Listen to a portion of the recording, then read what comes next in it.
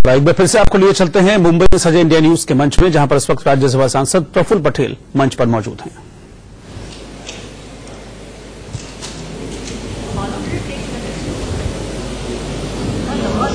जिस पर बात पॉलिटिक्स ऑफ अलायंस पर होगी, यानी कि गठजोड़ की राजनीति।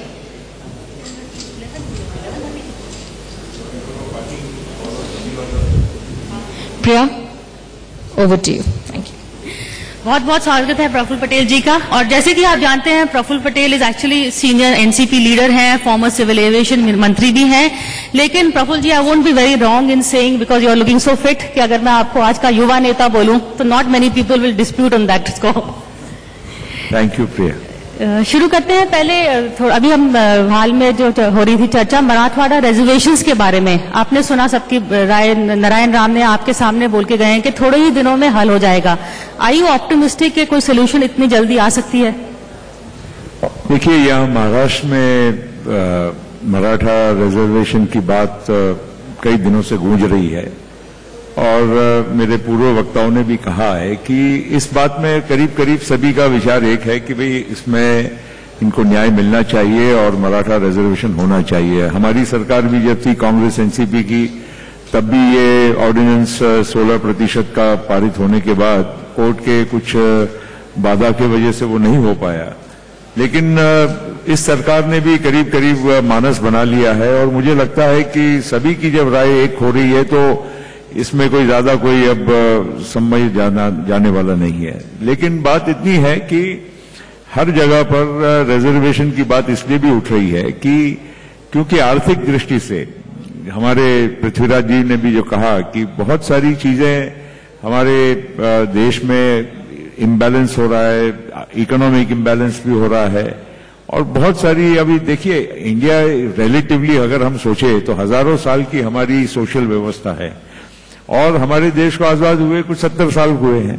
तो उस हिसाब से, उस मायने में अगर आप देखेंगे तो एक इवॉल्विंग प्रोसेस है। एक कंट्री का हजारों साल का एक इतिहास और सोशल व्यवस्था और एक 70 साल की हमारी आजादी के बाद का एक समय जो हमारी एक लोकतंत्र की हमारी जो प्रणाली है, तो इसमें ये सब बातों को डिस्कशन, डिबेट और पार्लियामेंट्री प्रोसीजर के माध्यम से हम सॉल्व कर सकते हैं। और मुझे लगता है कि मराठा रिजर्वेशन इस तरह से कई जो आज तक के 70 साल में, ऐसा नहीं है कि एक ही बार 70 साल पहले जो हमारा संविधान बना उसी वक्त जो SC ST का रिजर्वेशन था, उसके बाद मंडल कमीशन बना, उसके बाद OBC में उसका दायरा बढ़ाया गया।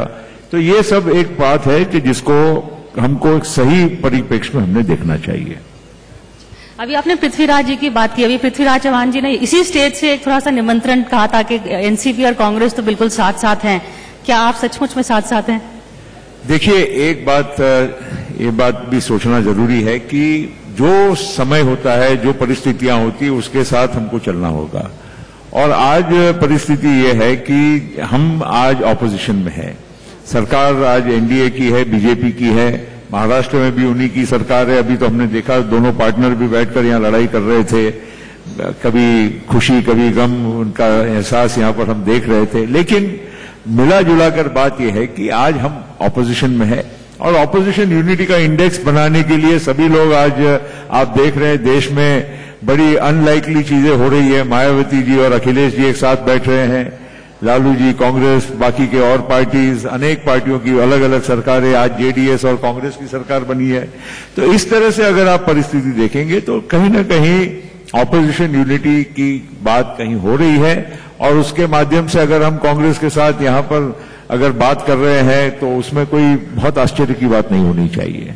लेकिन इतना भी मैं कहूंगा कि कोई भी चीज अभी कोई टेकन फॉर ग्रांटेड कि भाई कोई चीज इतिहास में ऐसा था इसलिए आज भी वही इतिहास को हम फिर से वो हम खेलेंगे, रचेंगे, ऐसी बात नहीं है। हर चीज एक नए कॉन्टेक्स्ट में, नई परिप्रेक्ष्य में हम उसको देखेंगे और आगे बढ़ाएंगे। मतलब अभी एनसीपी अपने पत्ते नहीं खोलेगी? नहीं, पत्ते खोलने की बात नहीं है, लेकिन जो कल था वो आज भी वही रेलेवेंट रहेगा, ऐसे ही नहीं है। हमारी भी आज देखिए, हम लोग इतने वर्षों तक कांग्रेस के साथ हम मिलकर लड़े। एक फॉर्मूला था, पिछले लोकसभा के चुनाव तक हम साथ में थे, विधानसभा के चुनाव के वक्त हमने कुछ बात रखी, कांग्रेस को शायद मंजूर नहीं थी, हम अलग से लड़े। उसका परिणाम भी आज हम सब लोगों के सामने है, बराबरी के यहाँ पर असेंबली में हमारे रिजल्ट्स आए। तो आज जो भी कुछ हम बात करेंगे, हम एक नए तरीके से, नए एक फॉर्मूला के साथ हम बात करेंगे। लेकिन एनसीपी ऑपोजिशन में रहेगी, ये नहीं कि शिवसेना की स्पेस जो एम्प्टी हुई है वो शायद एनसीपी ले ले। देखिए, शिवसेना की स्पेस अगर है या नहीं है, जब तक वो सरकार में है, ये सब हो सकता है नूरा कुश्ती हो, किसको मालूम कल एक हो जाए।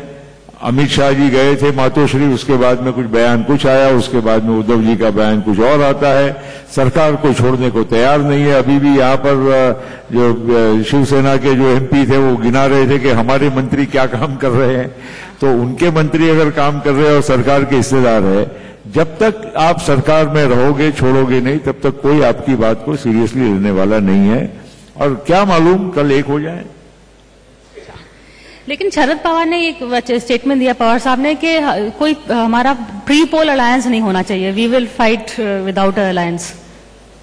नहीं, उन्होंने कहा था नेशनल कॉन्टेक्स्ट में कुछ बात ऐसी, अभी जो इन दिनों में जो चल रही है, हर आदमी बोल रहा है कि भाई बीजेपी के खिलाफ में, एनडीए के खिलाफ में हम लोगों ने एक होना चाहिए। ठीक है, जैसे मैंने आपको कहा, ऑपोजिशन यूनिटी इंडेक्स होना एक बात है, लेकिन हमको देश के लोगों को अगर कन्विंस भी करना भी उतना ही जरूरी होने वाला है। ऐसा नहीं है, देखिए, खाली यहां पर किसी के बारे में उल्टा सीधा बोलने से काम नहीं होने वाला है। सवाल यह है कि देश के लोगों को कन्विंस करना, ये महत्व की बात है। और उसमें आज अगर कोई ये कहे कि भाई कोई एक व्यक्ति को या एक पक्ष को नेतृत्व देकर अगर लोग इस देश के तैयार होने वाले, ऐसी बात नहीं है। सब लोगों को मिलकर, बहुत सोच समझकर, और ये मैं समझता हूं कि अभी इसके बारे में कोई अंतिम इसके बारे में मैं नहीं कह सकूंगा। अभी चुनाव आने को करीब 8-10 महीने बाकी है। ये स्टेप बाय स्टेप सभी लोग और जितने मैच्योरिटी के साथ ऑपोजिशन के लीडर्स एक दूसरे के साथ बात करेंगे, तभी देश की जनता इसके बारे में विश्वास करने वाली है। प्रफुल्ल, आजकल जो नैरेटिव हो गया है, it is become either you are secular और you are not. You know, this is loose word saying that opposition camp है सेक्युलर, दूसरा बीजेपी कैंप है। तो एनसीपी हमेशा इस कैंप में है। इज देयर एनी गुंजाइश of you going towards the BJP post polls? देखिए, सेक्युलर और कम्युनल, ये तो अब टैग बहुत ही घिसा पीटा हो गया है। कई लोग जब बीजेपी के साथ गए तो वो कम्युनल हो गए, बीजेपी को जिस दिन छोड़ दिया उस दिन आपने गंगा नहा ली और आप एकदम सेक्युलर हो गए।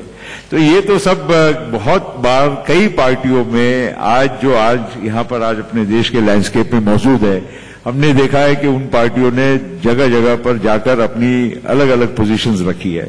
तो कम्युनल और सेक्युलर तो मैं नहीं मानूंगा, लेकिन इतना जरूर कहूंगा कि नेशनल इंटरेस्ट में जो, और एक हमारे संविधान के तहत इतनी देश की जो विभिन्नता है, जो हमारे देश की जो एक अलग अलग परिस्थितियां हैं, सोशल, अपनी इकोनॉमिकल, रीजनल, ये सब चीजों को ध्यान में रख के कहीं ना कहीं तो हम लोगों को एक नेशनल एजेंडा, नेशनल अप्रोच बनाने ये बहुत जरूरी है। इंटरेस्टिंगली हाल में there been couple of meetings Pawar साहब ने की हैं, ममता बनर्जी से मिले हैं, अभी मायावती से मिले हैं। तो कुछ is he trying to forge together some front, जैसे कि अब सभी अब थर्ड फ्रंट के लीडर बनने के मूड में हो गए हैं? देखिए, थर्ड फ्रंट तो कोई नाम आगे से न लिया जाए तो बेहतर है, कि लोगों को कोई विश्वास नहीं है थर्ड फ्रंट। आप जब तक कोई एक प्रॉपर एजेंडा के साथ और एक प्रॉपर रिस्पेक्टेबल लोगों को विश्वास जिस पर बैठे, वैसी कोई एक सिचुएशन नहीं बनाते हैं, तो कोई फ्रंट वंट के नाम से कोई चलने वाला नहीं है। ये तीसरा मोर्चा तो उस जमाने में होता था जब कांग्रेस एक प्रिंसिपल पार्टी थी और सामने सारे लोग मिलकर वो एक फ्रंट बनाते थे। अब हो सकता है परिस्थितियां बदली है, बीजेपी आज प्रिंसिपल पार्टी हो गई है, एनडीए एक सामने एक सशक्त एक एंटिटी है, और इसलिए सब लोग बोलते हैं। बाकी थर्ड फ्रंट ये शब्द से मुझे तो नहीं लगता है कि किसी को भी हम विश्वास दे सकने वाले हैं। लेकिन ये जो नॉन कांग्रेस, नॉन बीजेपी अब फ्रंट का है, प्लेटफॉर्म का है, जो भी वर्ड यूज करें, उस तरह का जो बन रहा है, उसमें NCP seems more comfortable than बिल्कुल कांग्रेस के साथ एक अलायंस करें। देखिए, एक बात तो तय है कि देश में दो मेन पार्टीज हैं। बीजेपी आज नो डाउट रूलिंग पार्टी है, दे हैव द मेजॉरिटी, इसलिए उसके बारे में कोई चर्चा करने का सवाल नहीं। लेकिन जहां ऑपोजिशन की बात है, कांग्रेस भले 44 सीट है, अभी 2-4 बढ़ गई होंगी बाई इलेक्शंस की वजह से, मगर आज पैन इंडिया पार्टी तो बीजेपी के सामने कांग्रेस है। तो इसलिए ये दो पार्टीज को इग्नोर करके कोई भी देश की राजनीति होने वाली नहीं है। लेकिन साथ साथ में जैसे मैंने कहा कि अब वो एक पार्टी कांग्रेस भी अब वो नहीं वो दावा कर सकती है कि हम अकेले बीजेपी का मुकाबला कर सके। और ये बात बहुत जरूरी है कि सब लोग बहुत समझदारी से आगे बढ़े। देश की जनता बार बार कोई गलती नहीं करने वाली है, न मौका देने वाली है। और इसलिए अगर देश के लोगों के सामने अगर ऑल्टरनेटिव लेके जाना होगा तो बहुत क्लैरिटी के साथ जाना होगा, बहुत समझदारी के साथ जाना होगा और बहुत ही जिसको कहते हैं कि मैच्योरिटी के साथ जाना होगा। और ये मैं इसलिए कह रहा हूं, आपको लगता होगा कि एक ऑपोजिशन का एंटी बीजेपी एंटी एनडीए कोई पार्टी का व्यक्ति आपके सामने इस तरह की बात कर रहा है, लेकिन ये बात हर व्यक्ति के दिमाग में ये कहीं न कहीं ये गूंज रही है और इसलिए उसको समझदारी से, इसीलिए मैं कह रहा हूं ये नहीं कि नहीं हो सकता है, लेकिन उसको बहुत उतावलापन करके या बहुत ऐसा कोई भी कैजुअल तरीके से अगर हम कहेंगे कि हमने कल मुकाबला कर लिया, ऐसा नहीं होने वाला। और कांग्रेस को खास करके, क्योंकि मैंने पहले ही कहा कि पैन इंडिया पार्टी होने के नाते कांग्रेस को सबसे ज्यादा इसमें लचीलापन और समझदारी दिखाने की जरूरत है, क्योंकि कांग्रेस का हर रीजनल पार्टी के साथ कहीं ना कहीं वहां पर उनका क्लैश होने की संभावना है। एक और कॉमन स्पेस की वो जगह दोनों की आ सकती है और उसमें अगर वो लचीलापन नहीं दिखाएंगे या उसमें समझदारी नहीं दिखाएंगे तो ये सारी जो बातें हैं ये वहीं कोलैप्स हो जाएगी। जैसा कि कांग्रेस ने कर्नाटक में किया, how would you describe that? Was it a mature reaction? Was it a optimistic reaction? नहीं, कांग्रेस का कर्नाटक का रिएक्शन बिल्कुल सही है, क्योंकि अगर कांग्रेस उसमें अगर ये सेकेंडरी पोजीशन नहीं लेती तो अल्टीमेटली वहां क्या होने वाला था? बीजेपी की सरकार ऑलमोस्ट बन चुकी थी। हो सकता है कि वो रीजनल पार्टी फिर अगर उनके पास ऑप्शन न होता तो वो बीजेपी के साथ भी जा सकते थे। तो अल्टीमेटली इसी तरह से जो quick response and positive response, देखिए कांग्रेस ने फूलपुर और गोरखपुर के बाई इलेक्शन में अपना कैंडिडेट खड़ा कर दिया, जबकि वहां पर बीएसपी ने पूरा सपोर्ट समाजवादी पार्टी को दे दिया था। अगर इस तरह से वहां पर भी अगर वो सपोर्ट करते तो एक मतलब ठीक है जीत होती है, लेकिन उस जीत का एक अलग मैसेज जाता। और इसी तरह से आज कांग्रेस को भी, चाहे हमारे महाराष्ट्र में, इवन मैं एनसीपी के कॉन्टेक्स्ट में कह रहा हूं कि बहुत हम लोगों को सोच समझ के समझदारी के साथ इसमें उनको भी एक कदम आगे बढ़ाना होगा, हमको भी उसी तरह बढ़ाना होगा। So if I can read between the lines, आपके message to the Congress is कि जो बिग ब्रदर एटीट्यूड है वो नहीं चलेगा। मतलब somewhere you have to depend on winnability हो, जैसे फूलपुर में हुआ, गोरखपुर में हुआ, you have to step back a bit and let the stronger person. मेरा मैसेज कोई कांग्रेस को या किसी के लिए नहीं है, मैं तो सारे ऑपोजिशन को मैसेज दे रहा हूं, क्योंकि अल्टीमेटली ये बहुत जरूरी है। लोगों को कहीं ना कहीं इतने बड़े देश में विश्वास कैसे बैठेगा? विश्वास बैठ सकता है, ऐसा नहीं कि नहीं हो सकता है। इस देश में पास्ट एक्सपीरियंस में लोगों का इमेजिनेशन कैप्चर हुआ है, लेकिन बाद में वो एक्सपेरिमेंट्स, क्योंकि वो लॉन्गेविटी नहीं रही उन सरकारों की, उस वजह से लोगों के दिमाग में ये प्रश्न, ये सवालिया खड़े हो गए हैं। लेकिन ये इसको दूर किया जा सकता है। देखिए इंडिया, ये तो ठीक है बीजेपी को 282 जगह 2014 में मिल गई। मैं आपको आज भी दावे के साथ कह सकता हूं, बीजेपी के लोग खुद भी ये दावे के साथ नहीं कह सकते कि अगली बार उनको एब्सोल्यूट मेजॉरिटी उनके खुद के ताकत पे आने वाली है। कोई सवाल ही नहीं है। वो एक अपवाद परिस्थिति थी, वो बन गई, वो एक सीक्वेंस हो गया। लेकिन अपने देश में आगे जैसे पिछले 25 साल कोalition गवर्नमेंट्स रही, मैं आज भविष्यवाणी के साथ कह सकता हूं कि एटलीस्ट अगले 25 साल India will still have to be prepared for coalition governments, जहां पर कोई भी एक पार्टी की एब्सोल्यूट मेजॉरिटी नहीं आने वाली है। तो उन कोalition गवर्नमेंट्स के लिए सबको एक बहुत सोच समझ के, जितने भी लीडर्स हैं, चाहे वो आज रूलिंग पार्टी के हो चाहे ऑपोजिशन के हो, they will have to accept that reality.